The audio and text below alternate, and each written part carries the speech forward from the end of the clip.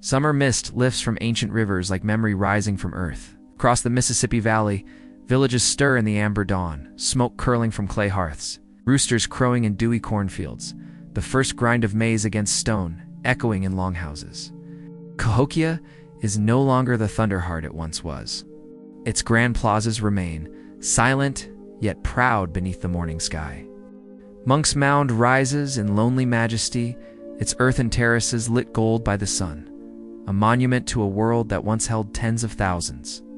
Now, the footsteps are fewer. The plazas breathe more grass than gathering. The drums that once shook the heavens still beat, but softly, with reverence, not command. Yet power has not vanished. It has shifted. Dozens of chiefdoms across the southeast flourish now, each with its own plazas, temples, and sacred fire. Rivers are highways of life. Canoes glide through cypress-shadowed waters, carrying pearls, copper, salt, obsidian, stories, prayers. This continent does not sleep, it transforms. On the Atlantic, Wampanoag fishermen pull shimmering nets as gulls circle above tidal foam. In the Northeast, Haudenosaunee councils debate the balance between vengeance and peace. Far west, pueblos glow under a red desert sky, kivas hum with whispered prayers.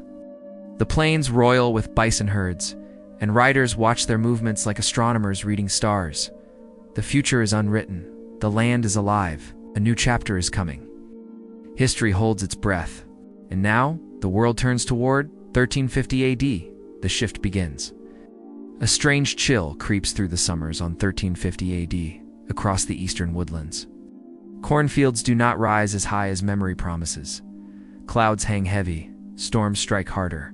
Long riverbanks, old mounds stand like guardians against a changing sky. Councils gather more frequently, voices low, decisions slow and deliberate. In the Mississippi Valley, smaller chiefdom capitals pulse with ritual life. Red clay pots fire in village kilns. Priests paint themselves in ash and ochre before calling on thunder spirits for balance and rain. Mothers grind maize, knowing each stored basket matters. Hunters range farther for deer. No panic. No collapse. Just a quiet tightening of breath. People speak of omens, stars that tremble, rivers that run muddy too long, a sickness rumored from distant southern trade routes. No plague sweeps here like in Europe. Not yet, but whispers travel on wind like restless leaves. Diplomats paddle between villages, ceremonies intensify, offerings increase. A world is preparing without knowing what for. The elders say, balance returns in time. But the young warriors sharpen arrows with unusual focus. Something unseen stirs beneath the ancient soil. And the drums do not stop, they deepen. Frost clings longer to the ground than memory recalls. Summer heat arrives late, leaves early. The sun still rises over the river kingdoms of the southeast, but fewer canoes cut the dawn waters. In the Mississippi valleys, small chiefdoms rise where great plazas once echoed with thousands of footsteps. Not a collapse, a redistribution of life, like embers settling after a bonfire burns bright. New towns form along forest edges, near streams rich with fish. Old mounds sit in solemn silence, their earthen flanks grown with wildflowers and young oak. Where once a single great city spoke like thunder, now many voices whisper in chorus. Far to the north, in lands of tall pine and frozen lake, stories carry down from Haudenosaunee elders. There must be peace between clans, or the great darkness will return. Mothers counsel sons, chiefs bow, heads in council, wampum belts, shine like rivers in torchlight. A great law not yet complete, not yet final, stirs like a seed beneath soil. Across the Great Lakes, the wind carries warnings of distant sickness, not from Europe yet, but from ancient southern paths. Traders speak quietly around firelight. They trade not only beads and copper, but caution. In the Carolinas and Georgia, towering temple mounds still rise above wetlands and cypress. Priests ascend their steps with cedar smoke trailing behind like a serpent of prayer. White chiefs hold peace councils. Red chiefs sharpen ritual axes. Children play beside the plaza, unaware their world balances on a thread stretched by centuries of tradition and changing skies. Buffalo thunder across the plains. Shell beads rattle and dance. Copper gleams like a sunrise held in human hands. Nothing breaks, nothing collapses. The world simply breathes differently. And somewhere in the silence between drumbeats, a sense grows. Not fear, not knowledge, but intuition. A shift, a distant stirring. Like trees tightening their roots before a storm no one yet sees. The old world still stands, proud, sacred, alive, but it has begun to listen harder to the wind. The world of the North breathed differently in these years. As the Little Ice Age deepened, winters grew longer, summers shorter, and the old rhythms of life that once carried nations forward began to strain. Coastal ice thickened, storms rolled harder, and the lands that had once promised abundance now asked a harsher price. Across the eastern woodlands, Iroquoian-speaking villages fortified themselves, not only against the cold, but against each other. Old alliances wavered, and in their place a new vision whispered, power through unity, survival through order. Trade paths tightened with frost, yet ideas moved like fire through dried leaves. In the north, Algonquian hunters watched the shifting migrations, caribou moving strangely, beaver harder to find. Their world was not collapsing, it was bending. And in the far Atlantic frontier, silence began to settle over old Greenland Norse farms, abandoned hearths, forgotten churches, and boats frozen where fjords refused to melt as they once had. What once connected Greenland to Europe now isolated it. 1355 AD, whispers of change. Corn maize harvests fluctuated. Communities adapted, granaries grew, diplomacy sharpened, and forest agriculture expanded. The land remained sacred. The struggle only made its guardians more determined. North of the Great Lakes, trade between nations thinned, not from hostility, but caution. Distant hunters returned after seasons with less fur and more stories of new strangers across the sea, ships once seen by ancestors. Now only legends lingering like breath in winter air, whispers, never confirmations, yet they stirred minds. 1360 AD, seeds of confederacy. Amid these pressures, leaders rose. Prophets spoke of cycles, creation, destruction, rebirth. A vision began forming within Haudenosaunee homelands. What we build must outlast hunger, storm, and swords. The concept of council fire, unified, eternal, gained momentum. Voices called not simply for survival, but for balance, for a peace strong enough to withstand cold and conflict alike. Longhouses widened. Politics grew as serious as warfare. What had once been scattered had found purpose, a shaping force moving like a river beneath ice. 1365 AD, northern absences by now. Even Inuit hunters along northern coasts began noting a truth that required no debate. The Norse were all but gone. Encounters faded to memory, trade for iron forgotten, conflict echoes dissipated.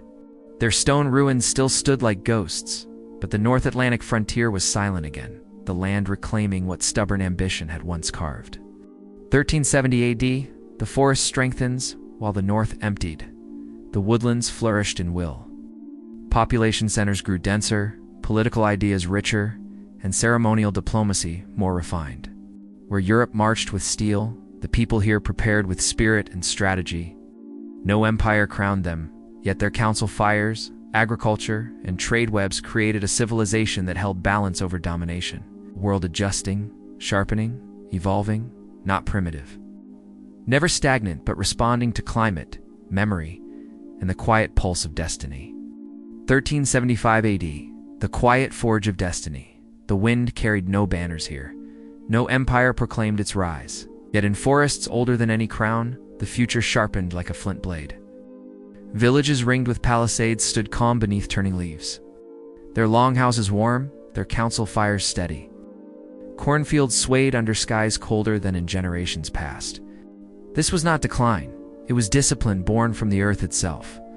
In Haudenosaunee country, voices grew louder for unity. Elders spoke not only of hunting seasons and planting cycles, but of justice, balance, and how a people must stand as one tree with many roots if they wish to outlast storm and steel. There were no kings. There were keepers of wisdom, and in their hands rested the first threads of a confederacy that had not yet taken shape, but was already alive in idea. Across rivers and lakes, Algonquian canoes glided like shadows. Trade never ceased, though caution guided every paddle stroke. Beaver, copper, shells, medicines, stories, still moving, still binding nations quietly together. And far over the horizon, where sea met sky in cold emptiness, the world beyond was silent. No sails appeared, no foreign oars broke northern waters. Europe marched in steel across its own wars, yet here in the vastness of America, nations honed themselves without knowing a storm waited beyond sight. 1380 AD, the prophet's time among the Haudenosaunee, the voice of peace began like a ripple. A single idea traveling from village to village, that violence among brothers weakened them all, that the land itself demanded balance. No date marked it, no chronicler penned it. But people listened, because winters taught patience, and hunger taught wisdom. And history whispered that survival belonged not to the strongest predator, but the most united people. Ceremony fires glowed against snow-covered longhouses. Feasts turned to councils, councils turned to oaths, not of conquest, but order and memory. 1385 AD, the ghosts of Greenland fade. Inuit hunters, traveling the frozen coasts, found remnants again. Door frames half buried in snow.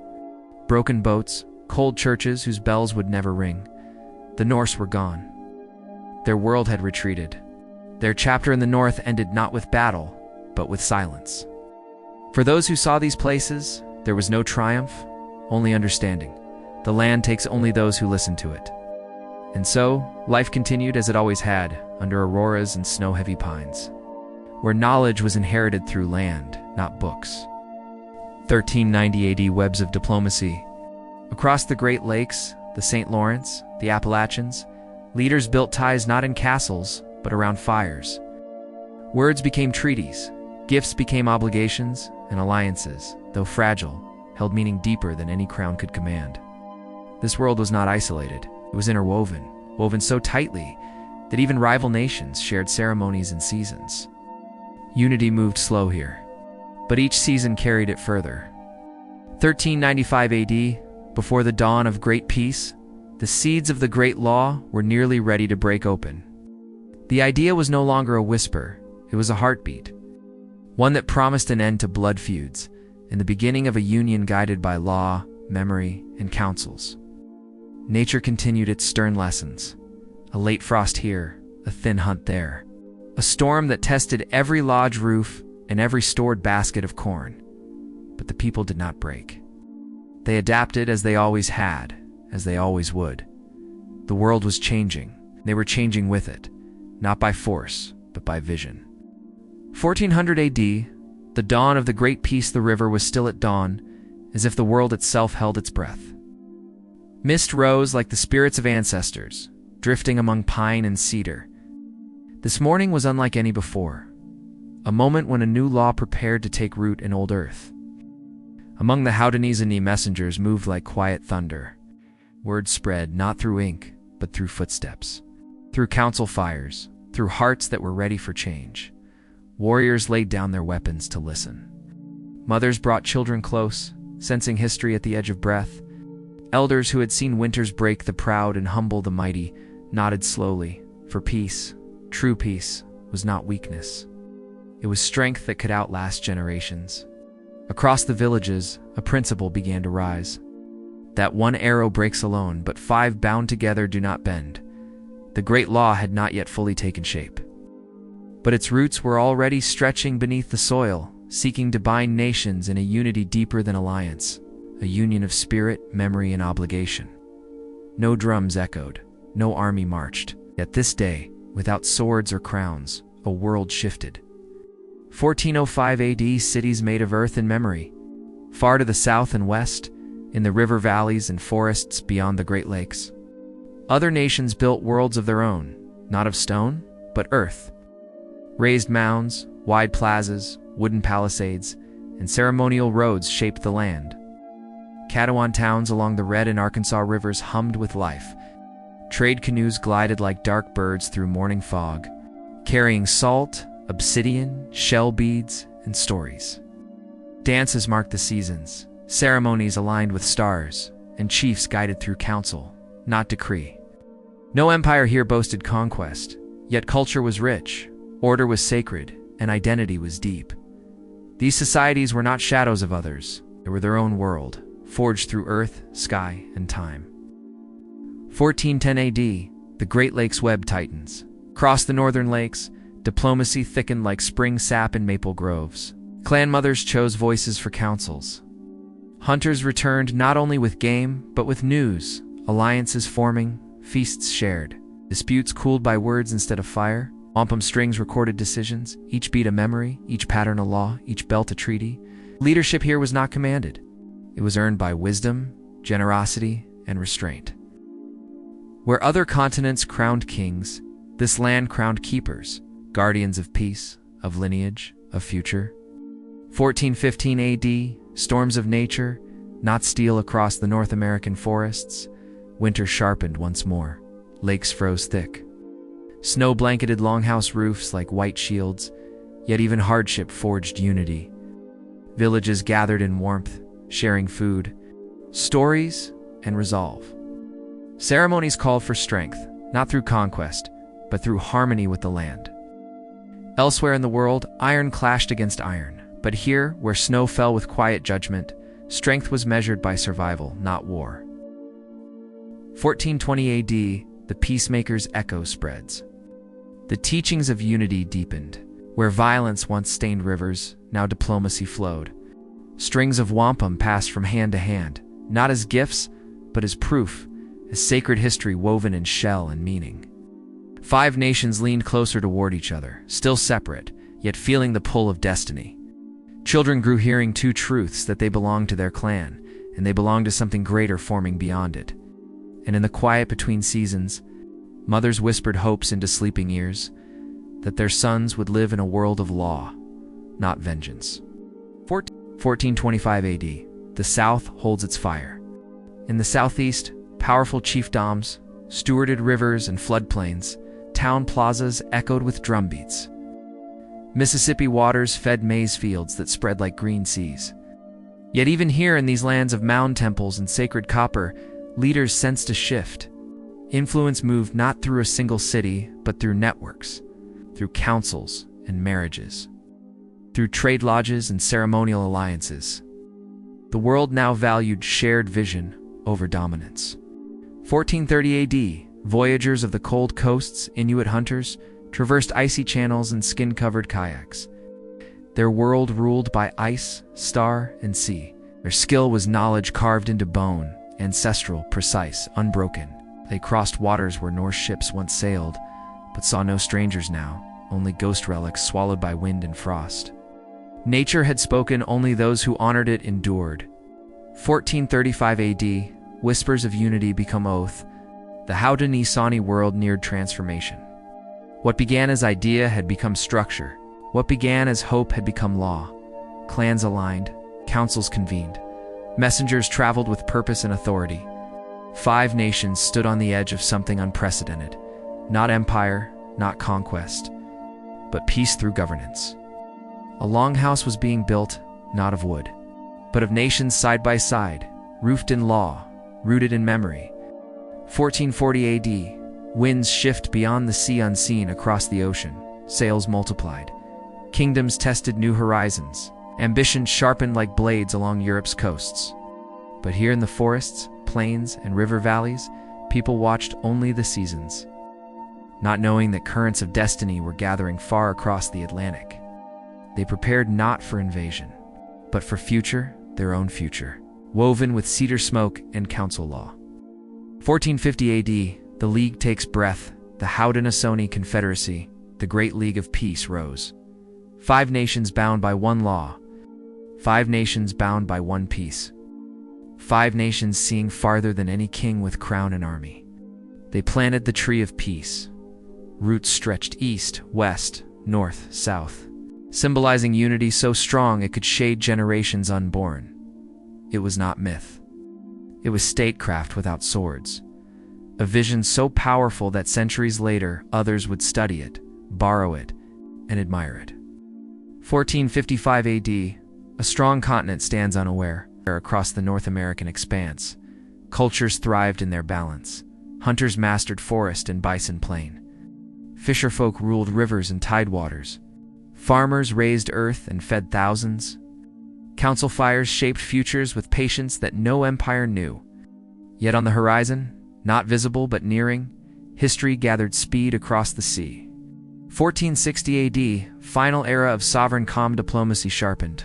Trade networks glimmered like spider silk across forest and water. Ceremony soared, society matured into form and law. No one spoke of endings, only continuity, only growth. And the land, eternal and indifferent, listened. 1475 AD, the last unbroken age. This was the final generation who would live untouched by Europe's shadow. They did not know it. How could they?